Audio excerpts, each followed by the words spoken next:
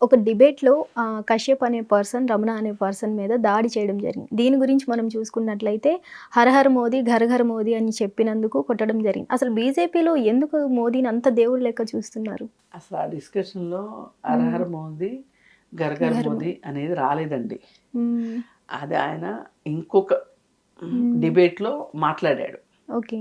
పైగా ఇతను ఒక కొన్ని సంవత్సరాల నుంచి రమణమూర్తి అనే ఆయన నిజానికి రియల్ ఎస్టేట్ పర్సను. దాని నుంచి ఆయన బయటకు వచ్చేసేసి ఆ రియల్ ఎస్టేట్లో ఉండగా ఏవో గొడవలు జరిగితే దాని గురించి ఇంకా ఆయన బిజినెస్లు వదిలేసేసి ఆయన ఈ ఆధ్యాత్మికత వైపు వచ్చేసాడు. ఆధ్యాత్మికత వైపు వచ్చేసేసి ఏం చేశాడు అంటే మన శాస్త్రాలు, ధర్మాలు ఇవన్నీ ఆయనకి ఇంట్రెస్ట్ ఉందిగా ఉంచు ఇన్హరెంట్గా వాటన్నిటిని స్టడీ చేయడం మొదలెట్టాడు. స్టడీ చేసి అసలు దేవుడు అంటే ఏంటి, అసలు మతం అంటే ఏంటి, దేవుడికి మతానికి అలాగే మనిషికి అలాగే సమాజానికి ఉన్న సంబంధం ఏంటి, అంతర్గత సంబంధం ఏంటి, ఇట్లా ఒక చాలా అతను చాలా రీసెర్చ్ చేశాడు. ఏ మాటకు ఆ మాట చేసి అతని ఉద్దేశం ఏంటి అంటే మతము అనేది వ్యక్తిగతము ప్లస్ సామాజికం, రాజకీయం మాత్రం కాదు అని అతని ఉద్దేశం. కానీ మనం చూస్తే చాలా మంది స్వార్థపరులు భక్తులు ముసుగులో భక్తిని రాజకీయానికి వాడుకొని పదవులు సంపాదించుకుంటారు, మత రాజకీయాలు చేస్తారు. ఇదంతా మనం గత కొన్ని సంవత్సరాలుగా చూస్తూనే ఉన్నాం. ఒక రకంగా అసలు ఈ సబ్జెక్టు మన ముందు నుంచి వెళ్ళిపోతే ఎంత బాగుండు అనే ఒక పరిస్థితి కూడా, అంత విరక్తి భావం కూడా వచ్చిన మాట వాస్తవం. సరే, ఇప్పుడు నిజమైన భక్తులకి దొంగ భక్తులకి మధ్యలో ఎప్పుడు పోట్లాట జరుగుతూనే ఉంటుంది. అలాగే భక్తులకి, మతాన్ని నమ్మే వాళ్ళకి, దేవుణ్ణి నమ్మే వాళ్ళకి, నాస్తికులకి మధ్యలో కూడా ఎప్పుడు ఘర్షణలు జరుగుతూనే ఉంటాయి. ఈ ఘర్షణలో ఒక్కొక్కసారి ప్రాణాలు కూడా పోతా ఉంటాయి. ఇప్పుడు ఇక్కడ నాస్తికులు ఎక్కడా లేరు ఈ చర్చిలో. ఇప్పుడు వాళ్ళే కొట్టుకు చేస్తున్నారు. ఆ కొట్టుకు చచ్చేది వ్యవహారం ఏంటి అంటే, ఇప్పుడు ఈ మధ్యకాలంలో ఆయన ఈ భక్తికి సంబంధించి ఏమంటారు హిందూ ధర్మము వాటి గురించి పెద్ద పెద్ద మీటింగ్లే పెడుతున్నాడు. ఆయన జిఆర్ స్వామి ఆశ్రమంలో కూడా జాతీయ సభ ఒకటి నడిపాడు ఆ మధ్యకాలంలో. చాలామంది దేశం మొత్తం మీద నుంచి చాలామంది సాధుల్ని, సంతుల్ని, ఆధ్యాత్మికవేత్తల్ని, ఆధ్యాత్మికవాదుల్ని, అట్లాంటి వాళ్ళందరినీ పిలిచి మీటింగ్ కూడా పెట్టాడు. సో ఆయనకి ఏంటంటే దానిలో తలమునకలై ఉన్నాడు ఆ రంగంలో. సరే, ఆయనకి తెలిసింది చెప్తూ ఉంటాడు సందర్భం వచ్చిన ప్రతిసారి.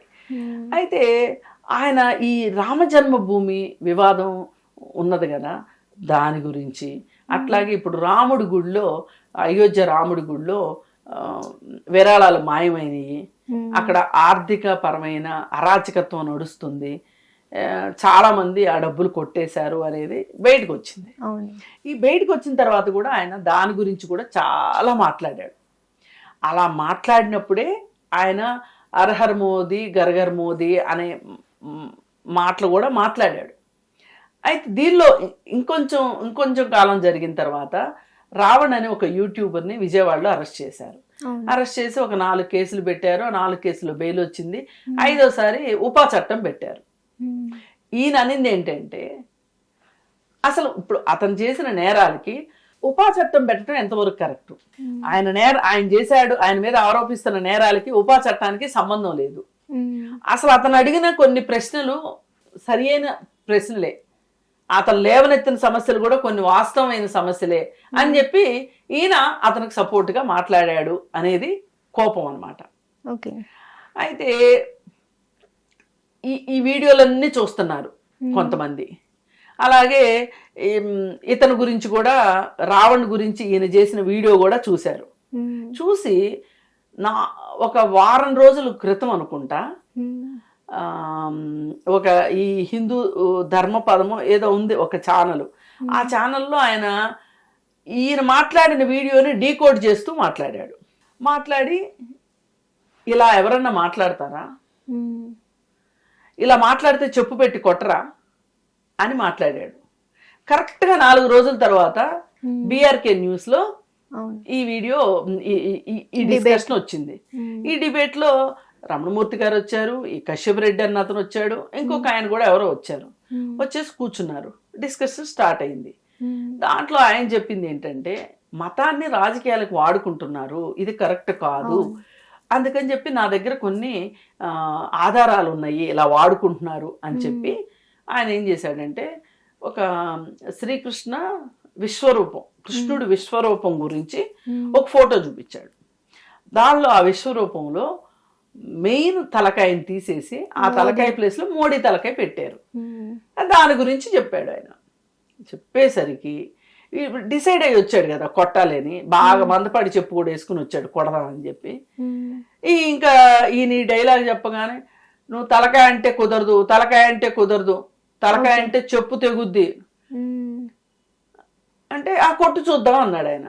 నిజంగానే ఇలా మనం ఇలా కళ్ళు మూసి కళ్ళు తెరిసే లోపు ఫటాఫట కొట్టేశాడు దెబ్బలు. ప్రిపేర్ అయ్యే వచ్చారు వాళ్ళు. కానీ గొప్ప విషయం ఏంటంటే ఇతను కూడా ఏదో ఒక ఆధ్యాత్మికవేత్త అంట, కశ్యప్ రెడ్డి కూడా. ఈయన మరి ఏ ధర్మం చెప్పిందో ఇలా ఆవేశపడిపోయి చెప్పు పెట్టి రెండో మనిషిని కొట్టొచ్చు, తనకంటే వయసు పెద్దవాడిని కొట్టొచ్చు అని ఏ ధర్మం చెప్పిందో తెలియదు కానీ కొట్టేశాడు. మోదీ ధర్మం చెప్పండి. ఇప్పుడు ఆయన ఏమన్నా రమణమూర్తి, ఆయన గురించి మీకు ఇంట్రడక్షన్ లో చెప్పాను, అంత పెద్ద మనిషి నిస్వార్థంగా ఆయన ఏదో హిందూ మత ధర్మాన్ని నమ్మి ఆయన ప్రచారం చేసుకుంటా ఉన్నాడు. అసలు నిజాలు మాట్లాడుతుంటే ఈ బీజేపీ ప్రభుత్వం ఎందుకు మండిపడుతుంది అంటారు? కాదు, తెలియకూడదు కదా, ఎవరికి అర్థం కాకూడదు కదా. ఇప్పుడు ఆ ఫోటో ఆయన చెప్పే వరకు నాకు కూడా తెలియదు. ఆంధ్రజ్యోతి పేపర్లో వచ్చింది ఆ ఫోటో, నేనైతే చూడలే ఆ ఫోటోని. మొన్న మధ్య మోడీ హైదరాబాద్ వచ్చినప్పుడు మీటింగ్ సందర్భంగా ఎవరో పోస్టర్ పెడితే దాని ఫోటో వేశారు పేపర్ వాళ్ళు. మోడీ మేనియా, మోడీ ఫేవరు అనుకుంటా వేసి ఉంటారు వాళ్ళు కూడా. సరే ఆ ఫోటో ఇంత పని చేసింది అనమాట. అయితే ఆయన మటుకు చాలా స్థితప్రజ్ఞతగా కూర్చున్నాడు, మంచిగా కూర్చున్నాడు. ఇప్పుడు నా ప్రశ్న ఏంటంటే దీంట్లో ఇప్పుడు నీ కోపం దేనికి రావాలి? నువ్వు నిజంగా శ్రీకృష్ణుణ్ణి అంతగా అభిమానిస్తే, అంతగా ఇష్టపడితే, హిందూ మత ధర్మాన్ని నువ్వు నెత్తి మీద పెట్టుకుని మోస్తా ఉంటే నీ కోపం ఎక్కడ రావాలి అంటే ఎవడా ఎదవా శ్రీకృష్ణుడి ఇప్పుడు ఆయన శిరస్సు అనాలంట. ఆయన చెప్పింది అది చివరికి ఫైనల్గా. ఎందుకు కొట్టావంటే తలకాయ అన్నాడు, శిరస్సు కదా అనాలి, గౌరవించాలి కదా పెద్దవాళ్ళని, పర్యాయ పదాలు ఉంటాయి కదా అని ఇంకొక అక్క కూడా ఉటంకిస్తుంది. మనుషుల్లో అన్నట్టు తలకాయ అనకూడదంట, శిరస్సు అనాలంట. అతను ఒక దేవుడి బొమ్మని తలనే మార్చేస్తే కోపం రాలా వీళ్ళకి, కానీ ఇతను శిరస్సు బదులు తలకాయ అన్నందుకు కోపం వచ్చింది. ఇలా ఉంది వాళ్ళ పరిస్థితి. ఇప్పుడు అతన్ని ఎవరైతే కశ్యప్ రెడ్డి ఉన్నాడో ఆ కశ్యప్ రెడ్డి ఇప్పుడు పెద్ద హీరో అయిపోయాడు. అతన్ని పెట్టి వీడియోలు చేస్తున్నారు, ఇంటర్వ్యూలు అడుగుతున్నారు, నువ్వు ఎంత ఘనకార్యం చేసావు అని. ఇలా ఉంది వాళ్ళ లోకం తీరు. సరే, అప్పుడు ఆయన సారీ చెప్పమన్నారు, అతను నేను సారీ చెప్పనన్నాడు, వెళ్ళిపోయాడు. అయితే ఇందాక నేను ఒక పాయింట్ మిస్ అయ్యాను. ఇప్పుడు ఆయన చెప్పు పెట్టి కొడతారు అన్నందుకే వీళ్ళు ప్రిపేర్ అయ్యి వచ్చి ఈయన మీద దాడి చేశాడు, ఏ మాట కామాట చెప్పుతోటి. ఆయన మట్టుకు చాలా స్థితప్రజ్ఞతగా కూర్చున్నాడు. ఆ తర్వాత కూడా డిబేట్ చేశాడు, చాలా గొప్ప విషయం అది. అప్పుడు ఆయన చాలా విషయాలు చెప్పుకుంటా వచ్చాడు, చెప్పాడు అన్ని వాస్తవాలు. ఆయనతోటి వీళ్ళు డిబేట్కి రావట్లా. సరేనయ్యా నీకు చాలా తెలుసు అంటున్నావు, వాటన్నిటికీ మా దగ్గర సమాధానం ఉంది అని చెప్పి డిస్కషన్కి రావట్లా. అసలు నువ్వెలా మాట్లాడతావు, నువ్వు ఎందుకు మాట్లాడతావు అని అడుగుతున్నారు. సరే, ఆ తెల్లారే ఇది జరిగిన తెల్లారే ఆయనకు తెలిసిన సాధులు, సంతులు, లేకపోతే వేరే రాజకీయ పార్టీల వాళ్ళు, లేకపోతే వేరే మతాల వాళ్ళు, వేరే కులాల వాళ్ళు, కుల నిర్మూలన సంఘాలు, ఇట్లాంటి వాటన్నీ అందరితోటి ఒక చర్చా వేదిక పెట్టారు. ఆ చర్చా వేదికలో మొత్తం అసలు వీళ్ళని బట్టలిప్పి కొట్టినంత పని చేశారు వాళ్ళందరూ. ఓకే. ఇట్లాంటి యాక్టివిస్టులు అని పేరు చెప్పుకొని స్వార్థపరులు ఎవరైతే ఉన్నారో, లేకపోతే వీళ్ళు కూడా అమాయకంగా నమ్ముతుంటే వీళ్ళని ఆడిచ్చే వాళ్ళు వేరే ఉన్నారు. ఓకే. వీళ్ళకి కీ ఇస్తే చాలు వీళ్ళు ఆడతారనమాట. ఇప్పుడు మనకి ఇంట్లో బొమ్మలు ఉంటాయి కదా, పిల్లల్ని ఆడిచ్చే బొమ్మలు, మనకి రిమోట్ అనేది ఇప్పుడు వచ్చింది. ఒకప్పుడు ఇదివరకు కీ ఉండేది, మనం కీ తిప్పితే ఆ ప్రెషర్ ఉన్నంతసేపు బొమ్మ ఆడేది. అట్లాగే ఇట్లాంటి వాళ్ళందరినీ తయారు చేస్తున్నారు. ఇప్పుడు వీళ్ళు కొంతమంది పని కట్టుకుని అతను చేసింది కరెక్టే అన్నట్లు అతనితోటి ఇంటర్వ్యూలు చేస్తున్నారు. పైగా ఈయన వెళ్ళి బంజారా హిల్స్ పోలీస్ స్టేషన్లో కేసు పెట్టాడు. అసలు ఈ పాటికి అరెస్ట్ చేయాలి. మరి ఇప్పుడు ఏమయ్యాయి అంటారు మేడం ఈ హిందూ సంఘాల వాళ్ళందరూ? అందరూ వచ్చి మాట్లాడారుగా. మాట్లాడంది ఎవరు అంటే కొంతమంది డబ్బుల కోసమే మతాన్ని అడ్డం పెట్టుకొని, అధికారం కోసం మతాన్ని అడ్డం పెట్టుకున్న వాళ్ళే మాట్లాడట్లా. మిగతా వాళ్ళు నిస్వార్థ పరులందరూ మాట్లాడుతూనే ఉన్నారు. ఇప్పుడు నా ఉద్దేశం ఇదంతా హిందూ మతం మంచిదనో చెడ్డదనో, ఆ ధర్మం గొప్పదనో, మనకు అవసరం లేదనో ఆ డిస్కషన్లోకి నేను వెళ్ళదలుచుకోలే. ఒక వ్యక్తి మీకు ఇష్టమైన వాటిని అయిష్టంగా మాట్లాడితే ఇంత కోపం తెచ్చుకోవటం ఎంతవరకు కరెక్ట్? అసలు ఇది ఇది ఇది మనం ఉన్న ప్రజాస్వామ్యంలో ఇది కరెక్టా? ఇది ప్రశ్న. అందుకే ఖండించాలి ఎవరైనా సరే. ఇవాళ అతను కొట్టారు, రేపు ఇంకొకరిని కొడతారు. ఇప్పుడు రావణ్ పైన ఉపా కేసు పెట్టడం ఎంతవరకు సమంజసం? పిడికి బియ్యానికి ఒకే మంత్రం పెడతారా మీరు? ఇప్పుడు అతను తప్పు చేశాడు. అతను కొన్ని వ్యాఖ్యల్ని నేను కూడా సమర్థించను. అతను కొన్ని దుందుడుగ్గా మాట్లాడాడు. మీరు దాని గురించి మాట్లాడండి. లేని అన్ని అంటగడితే ఎట్లా? ఇప్పుడు హిడ్మా ఎన్కౌంటర్ జరిగినప్పుడు చాలా మంది హిడ్మాకి సపోర్టింగ్ గా వీడియోలు చేశాం. ఇక్కడ కూడా చేశాను నేను. అయినంత మాత్రాన్ని కేసు పెట్టేస్తారా? అతన్ని బయటికి రాకుండా ఉండాలి. ఇప్పుడు క్లాస్ అందరూ అల్లరి చేస్తారు అని అనిపించింది అనుకోండి, మాస్టర్ ఏం చేస్తాడంటే బాగా క్లాసులు మొత్తానికి తెలిసిన పిల్లోడిని పట్టుకుని 2 బీకుతాడు. అప్పుడు మిగతా పిల్లలందరికీ ఏమనిపిస్తుంది అంటే, అమ్మో బాగా చదివే పిల్లోడికో, బాగా అల్లరి చేసే పిల్లోడికో, అందరికీ తెలిసిన పిల్లోడిని కొట్టారంటే ఇక మనం ఎంత అని ఎవరి కాళ్ళు సైలెంట్ అయిపోతారు. ఇప్పుడు నోర్లు పోయించే ప్రోగ్రాంలో ఉంది ఇప్పుడు ప్రస్తుతం సమాజం. ఎవరు వాస్తవం కూడా మాట్లాడకూడదు. ఇప్పుడు కోతులు ఉంటాయి కదా, 3 కోతులు, చెడు వెనుకు, చెడు చూడకు, చెడు మాట్లాడకు, ఈ 3 కోతులు వ్యవహారం అయిపోవాలి దేశం అంతా. అయిపోతే వీళ్ళు చక్కగా వీళ్ళు సంపాదించుకోవాల్సి వీళ్ళు సంపాదించుకుంటా ఉంటారు.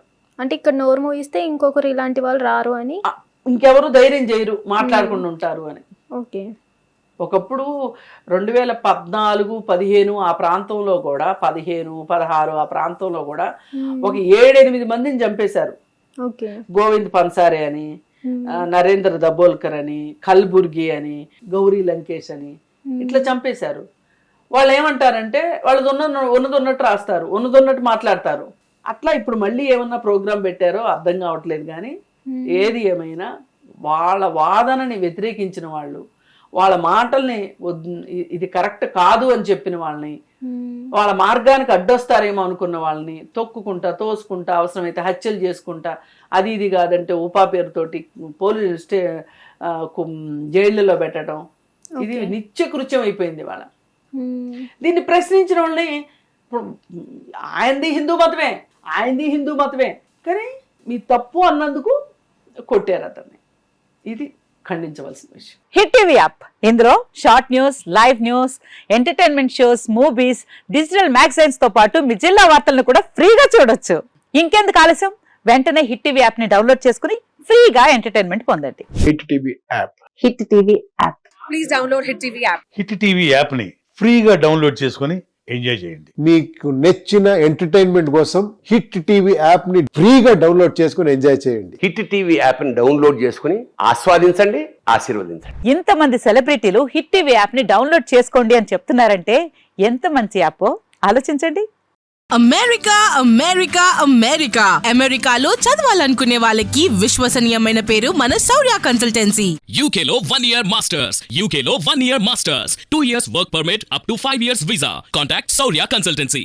Contact 89851 89851.